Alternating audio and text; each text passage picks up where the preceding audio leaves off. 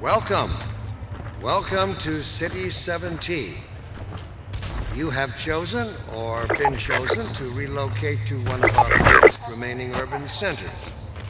I thought so much of City 17 that I elected to establish my administration here, in the citadel so thoughtfully provided by our benefactors.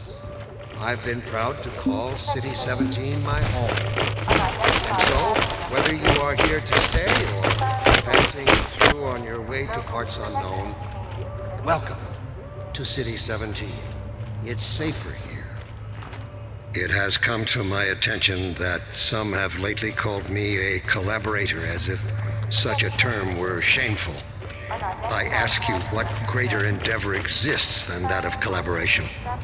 In our current unparalleled enterprise, refusal to collaborate is simply a refusal to grow, an insistence on suicide, if you will. Did the lungfish refuse to breathe air? It did not. It crept forth boldly while its brethren remained in the blackest ocean abyss, with lidless eyes forever staring at the dark, ignorant and doomed despite their eternal vigilance. Would we model ourselves on the trilobite? Are all the accomplishments of humanity fated to be nothing more than a layer of broken plastic shards, thinly strewn across a fossil bed, sandwiched between the Burgess Shale and an eon's worth of mud? In order to be true to our nature and our destiny, we must aspire to greater things. We have outgrown our cradle. It is futile to cry for mother's milk when our true sustenance awaits us among the stars. And only the universal union that small minds call the Combine can carry us there. Therefore I say, yes, I am a collaborator. We must all collaborate, willingly, eagerly, if we expect to reap the benefits of unification. And reap we shall. We now have direct confirmation of a disruptor in our midst, one who has acquired an almost messianic reputation in the minds of certain citizens. His figure is synonymous with the darkest urges of instinct, ignorance, and decay. Some of the worst excesses of the Black Mesa incident have been laid directly at his feet. And yet, unsophisticated minds continue to imbue him with romantic power, giving him such dangerous poetic labels as the one free man, the opener of the way. Let me remind all citizens of the dangers of magical thinking. We have scarcely begun to climb from the dark pit of our species' evolution. Let us not slide backward into oblivion, just as we have finally begun to see the light. If you see this so-called free man, report him. Civic deeds do not go unrewarded, and contrariwise, complicity with his cause will not go unpunished. Be wise. Be safe. Be aware. I have been asked to say a few words to the transhuman arm of Sector 17 Overwatch concerning recent successes in containing members of the Resistance science team. Let me say up front that I regret having to temper my heartfelt congratulations with a strong measure of disappointment. But I wouldn't be doing my duty as your administrator if I didn't pass along the message I had received from our benefactors. The capture of Eli Vance is an event of major significance, make no mistake. And while it's true that conceivably we could have taken him at almost any time in the last several years, the manner of his capture may prove to have unexpected benefits.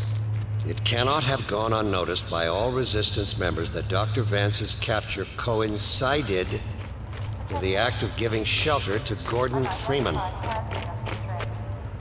This might cause other Resistance members to think twice before harboring Dr. Freeman. It might cause them to question his allegiance, even prompt some to turn him out or turn him over to our cause. However, we cannot count on such developments. Dr. Freeman's reputation is such that other desperate renegades are likely to grant him a great deal of license in the spirit of spreading general chaos and terror. You have plunged humanity into free fall. How could one man have slipped through your force's fingers, time and time again? How is it possible? This is not some agent provocateur or highly trained assassin we are discussing. Gordon Freeman is a theoretical physicist who had hardly earned the distinction of his PhD at the time of the Black Mesa incident. I have good reason to believe that in the intervening years, he was in a state that precluded further development of covert skills. The man you have consistently failed to slow, let alone capture, is by all standards simply that, an ordinary man. How can you have failed to apprehend him? Well, I will leave the upbraiding for another time to the extent it proves necessary. Now is the moment to redeem yourselves.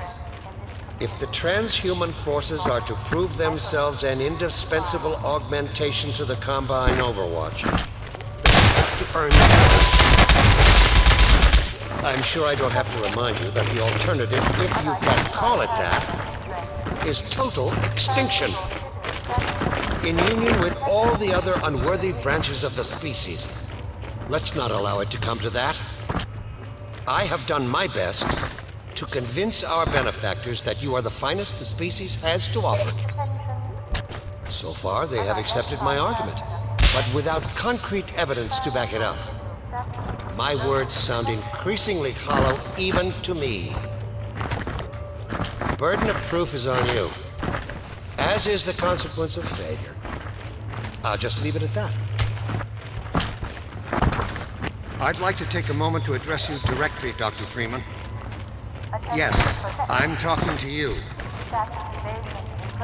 The so-called one free man. I have a question for you. How could you have thrown it all away? It staggers the mind.